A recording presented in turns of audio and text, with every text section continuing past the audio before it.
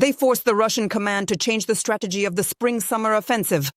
Due to the successful and unexpected counterattacks by Ukrainian Defense Forces in the Zaporizhzhia and Dnipropetrovsk directions, Russian troops are urgently redeploying their combat-ready units from the east to the south. This is reported by the Institute for the Study of War. Meanwhile, the number of liberated settlements in the Alexandrivka direction is increasing. There are already 11. The counter-offensive operation is being led by the commander of the air assault forces, Ole Apostol, and once again, the assault brigades have become the striking force on the battlefield. And more. Details in an exclusive interview with Major General Hero of Ukraine coming up in just a moment, and you can hear our full conversation today at 11:15 p.m. in the project Target 4.5.0. Inni nobeses, manipio damanenki offered.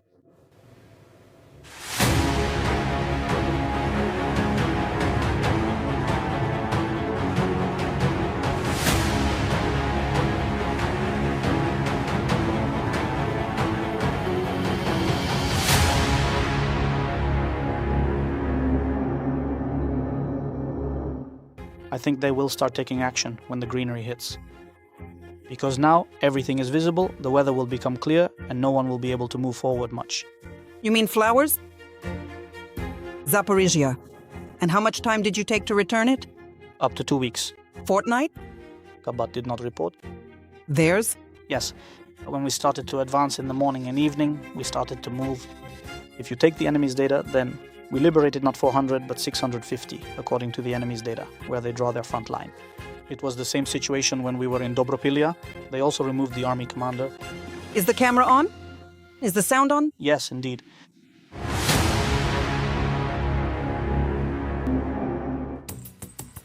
Ole Apostol, Major General Commander of the Air Assault Forces, Hero of Ukraine. In the first days of the Russian-Ukrainian War in 2014, he met the enemy on the battlefield. As part of the 80th Separate Airborne Assault Brigade, he participated in the battles to unblock and liberate Luhansk Airport. Slavits. A full-scale invasion was encountered in southern Ukraine, defending the Mykolaiv region.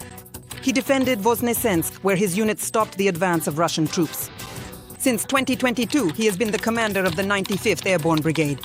In 2 years, he was appointed Deputy Commander-in-Chief of the Armed Forces of Ukraine. Ole Apostol has successful operations to liberate settlements in the Mykolaiv and Kharkiv regions to his credit. He took part in the Kursk operation. Under his command, it was possible to stabilize the situation in the Sumy region and later to carry out counteractions in the Dobropilya direction. Since 2025, he has been the commander of the air assault forces. Currently, under his command, airborne units are taking part in the counteroffensive in the Zaporizhzhia and Dnipropetrovsk regions, particularly in the Alexandrivka direction. There, more than 400 square kilometers of Ukrainian territory have already been liberated. He has been awarded the Gold Star of Hero of Ukraine, is a full Knight of the Order of Bohdan Khmelnytsky, a recipient of the Cross of Combat Merit, and holds the Order for Courage. Commander, I am very grateful that you found this little bit of time to meet with us. We will definitely talk about Zaporizhzhia. I was really looking forward to the details. This is good news and the scale is impressive. But first, I want to talk about the fact that this is already the 5th spring that the whole country is experiencing in a full-scale war. And for you and for many people and your fellow DSHV officers, this is already the 13th spring at war. Aren't you tired? How should I put it? There is fatigue, but I think that for a serviceman who is now carrying out a mission on the battlefield for people who have lost loved ones, we simply do not have the right to be tired right now. Maybe we'll talk about it later, but we have people standing behind us, people who trust us. That's why I don't even feel it, because, as I said, you look and see the guys out there taking action and they lift your spirits. And the way they stand up to the enemy, because of that, there's simply no way to feel tired. That was the case for the commanders who are directly responsible for managing things on the battlefield. So that's not an issue for us right now. Zaporizhzhia, let's start from the end. What's the secret to your success? There was quite active advancement by the Russians there. We maintained complete silence strictly at every stage. And this is just a reminder for the future regarding certain things people shouldn't publicize, especially our successes, because it puts us at risk. We could lose our people because of it. That's the worst thing, when as a commander you want to find, just to be able to look them in the eye afterwards.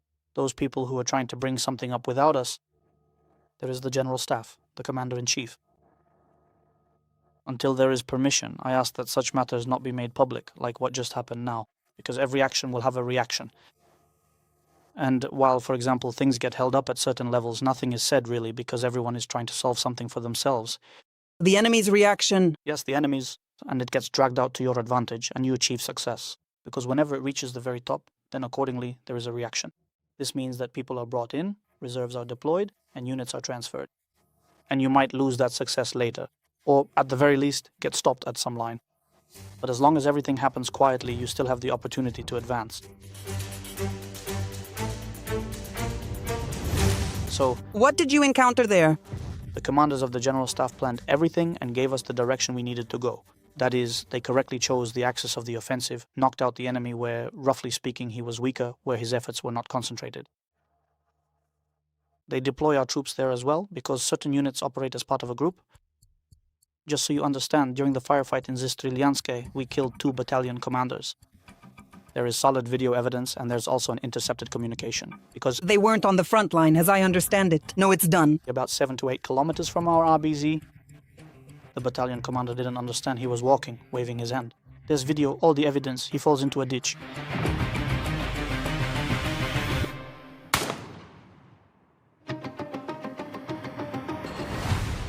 Pilots too. Now the guys went in and eliminated their pilots at their position. Actually, I'll tell you, there was such a case, the guys started storming the dugout. And there, he says, in the neighboring grove, where it's 200 kilometers, 300 kilometers, well, a grove after a grove. He says, and over there is the enemy, the one dropping explosives and FPV drones on you. The guys, he says, were ready, that's it. They threw smoke, rushed in, and took out both crews. One was an FPV drone crew, the other was a crew dropping munitions from a Mavic. And that's how it was. Desperate. Right? Well done, yes. Is courage a fundamental personality trait? Would you happen to say? Yes, but for most, it probably all depends on their mental and psychological state, their training, and their trust in the commander. That's when confidence, courage, and all those qualities appear. Can we say that the situation in Zaporizhzhia is stabilized? I can't speak for the entire Zaporizhzhia direction. Oleksandrivsky. Only operate in a certain sector where we are active, and you understand, they want both Orkiv and Zaporizhzhia itself. Where I am working at the moment, I wouldn't say it's stabilized because, for example, you work one way now, but in a week some reserve might appear, for instance, the Marines, the 40th Brigade, the 155th, well, for example, the 155th, so now things will already be different. But this, in itself, these actions there, that they're getting bitten, so what? They are forced to abandon some of their plans.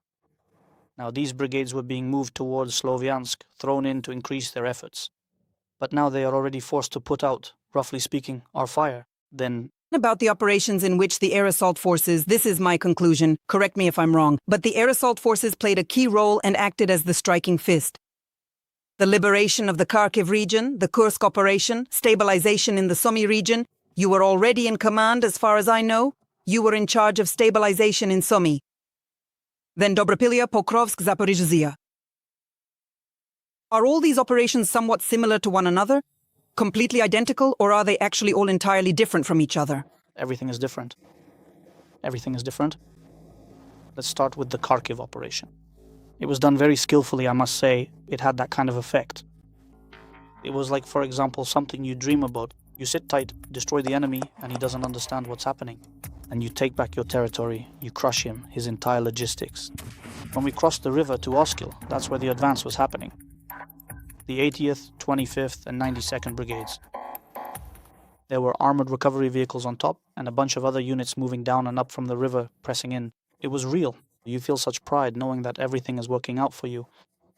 I have an unconventional setup, so they can't figure out where things are happening. He sends in aviation, you shoot down the aircraft because he doesn't know where yours are. Where the unit is, where the front line is, where the line of contact is, and you're already across the river, you've brought in all the convoys, disrupting all his logistics, and he still doesn't even realize it. They even captured, just to understand, an officer from the district's logistics department. Not even from the army, but from the entire district. They didn't even realize that our troops were already moving towards them. And the fact that they had planned those actions in Kharkiv with some kind of leadership. Just so you understand, we even warned about the schedule and notified them of our actions in advance. The most we were supposed to do was to put pressure on Izium. Without entering? Without entering, we were supposed to put pressure on Izium. But the enemy started fleeing so quickly that it turned out that way for us too. Exactly that. Our CSISTs were given a single task. We drove into Izium after them, looked around, realized that everyone was fleeing, that no one cared about them. We returned and after waiting made a decision to enter Izium. So it turned out just like in training, I'll put it that way. Because sometimes that's how it goes in training, but that's just a saying. As soon as you approve a plan, by the end of the day it becomes invalid. That's exactly how it is, because you never know at what moment something might blow up, a vehicle might break down, a bridge might get destroyed. Basically, there are a lot of factors. But there, everything went according to plan, and even exceeded expectations. It was a very powerful operation.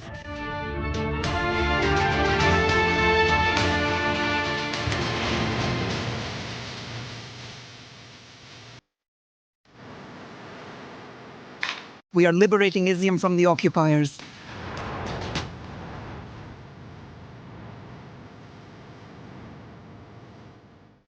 Then the next one was the Kulikivka operation. There too. That's when the Mardas and Bradleys arrived just in time. At that time, I was a battalion commander. I was in Rumivska, Staretska. I thought, that's it, these three-story buildings again. Now we'll have to storm them, and Maloloknya too. We'll have to storm them. Now it takes half a month just to liberate something there. I'll say this, the Mardas and Bradleys did exactly what was needed. No, first there were the Mardas. They took them out beautifully, just perfectly. They really helped a lot. While we quickly surrounded everything there, 2 battalions suddenly, the others moved forward. I'm talking about our guys there. Remember that sudden breakthrough of the line? They played a powerful role there, moved forward, and the enemy didn't even realize what was happening. And we took that position too, we captured it very quickly as well. Then, when the Mardas fell out of formation, they reached the Bradleys and they finished them off. I was very surprised.